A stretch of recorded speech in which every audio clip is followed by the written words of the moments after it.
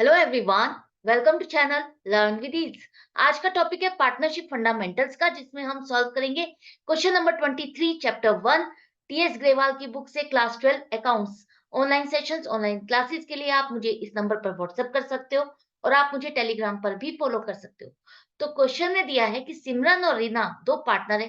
Profit sharing ratio क्या है? 3:2। Capital in दोनों पार्टनर्स की 2-2 लाख है। दोनों पार्टनर ने जो कैपिटल रखी है वो 2-2 लाख है। इसके साथ उनके करंट अकाउंट के बैलेंसेस भी हैं, 50,000 और 25,000। 50,000 है सिमरन का, 25,000 है रीना का। इंटरेस्ट ऑन कैपिटल आपको 5% पर एनम के हिसाब से देना है और प्रॉफिट हमें पूरे साल में हुआ है 3 lakh. Journal entries interest on capital और डिस्ट्रीब्यूशन ऑफ प्रॉफिट दोनों की बनानी है। Profit and loss appropriation account भी बनाना है।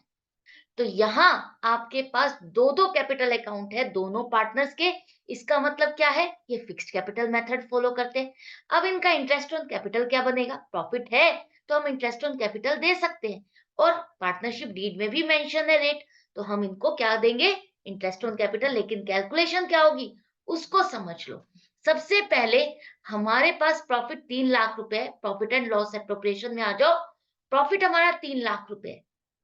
3 लाख में से इंटरेस्ट ऑन कैपिटल जो देना है आपको, वो भी एक तरह से डिस्ट्रीब्यूशन ऑफ प्रॉफिट है, तो आप उसे अप्रोप्रिएशन में ही दिखाओगे। किसको कितना मिलना है? दो दो अकाउंट है, क्या दोनों पर ही आपको इंटरेस्ट देना है? नहीं। याद रखना, जब भी करंट अकाउंट के बैलेंसेस दिए हो तो उस पर आपको इंटरेस्ट ऑन कैपिटल नहीं कैलकुलेट करना। आपको सिर्फ फिक्स्ड कैपिटल जो दी गई है वही आपको इंटरेस्ट ऑन कैपिटल के लिए यूज करनी है। तो सबसे पहले इंटरेस्ट ऑन कैपिटल के लिए सिमरन की कैपिटल आपकी 2 लाख है, जिस पर 5% का पूरे साल का इंटरेस्ट बनेगा 10,000। इसी तरह से रीना की कैपिटल भी 2 लाख है, पूरे साल उसका भी इंटरेस्ट बनेगा 10,000। तो दोनों का इंटरेस्ट ऑन कैपिटल का खर्चा बन गया फर्म के लिए 20,000। 3 लाख में से 20,000 रुपए हमने इन दोनों में बांट दिए हैं। बाकी कितना बचा? 2,80,000, जिसे हम इनकी प्रॉफिट शेयरिंग रेशियो में डिस्ट्रीब्यूट करेंगे 3:2 की रेशियो। तो सिमरन के हिस्से कितना आएगा? सिमरन के हिस्से आएगा 1,68,000। रीना को मिलेगा 1,12,000। अब ये दोनों का प्रॉफिट है, इन दोनों का प्रॉफिट है। कहाँ डालोगे आप इसको?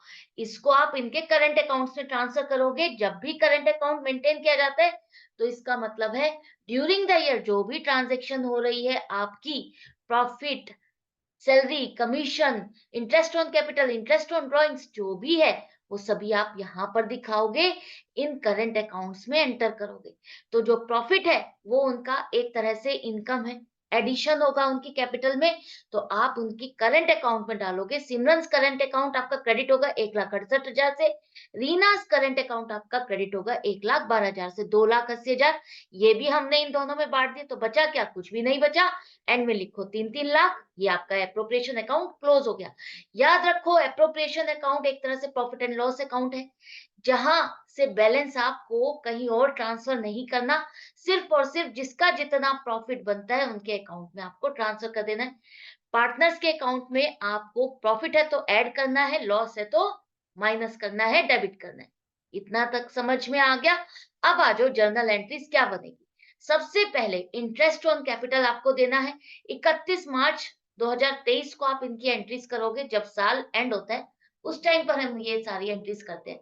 तो इंटरेस्ट ऑन कैपिटल फर्म के लिए खर्चा है, तो डेबिट करोगे 20,000 रुपए। सिमरन करंट अकाउंट आपका और रीनास करंट अकाउंट आपका क्या होगा? क्रेडिट होगा। इंटरेस्ट ऑन कैपिटल आपको करंट अकाउंट में डालना है और ये पार्टनर्स के लिए क्या है?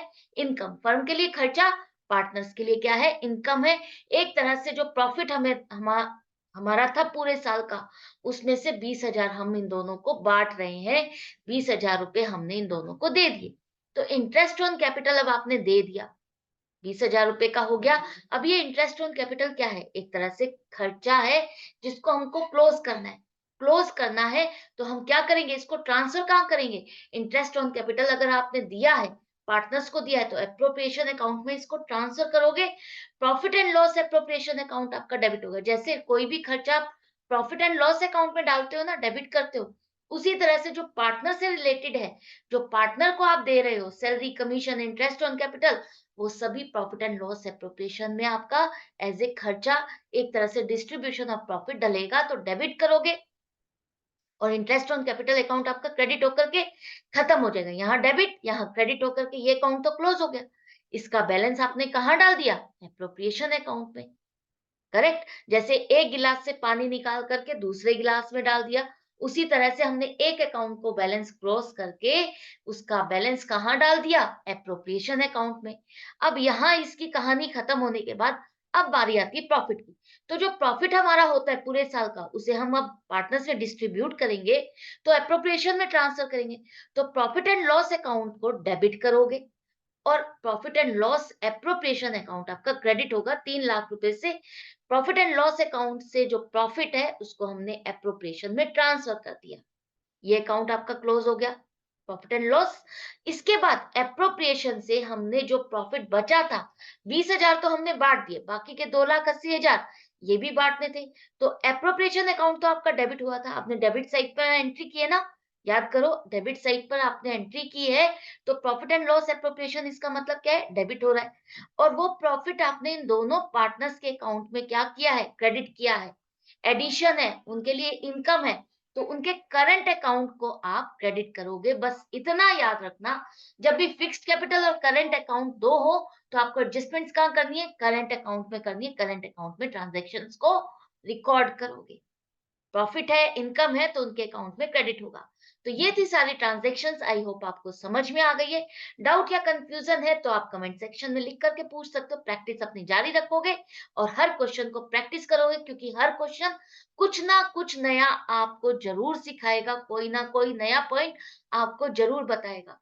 सिर्फ वन शॉट देखने से आपके डाउट्स क्लियर नहीं हो सकते। ध्यान रखना, जितनी प्रैक्टिस करते हैं हम, उससे हमारा ही इम्प्रूवमेंट होता है, हमारी ही स्किल्स डेवलप होती हैं। तो मिलती हूँ नेक्स्ट वीडियो में। Good bye and take care.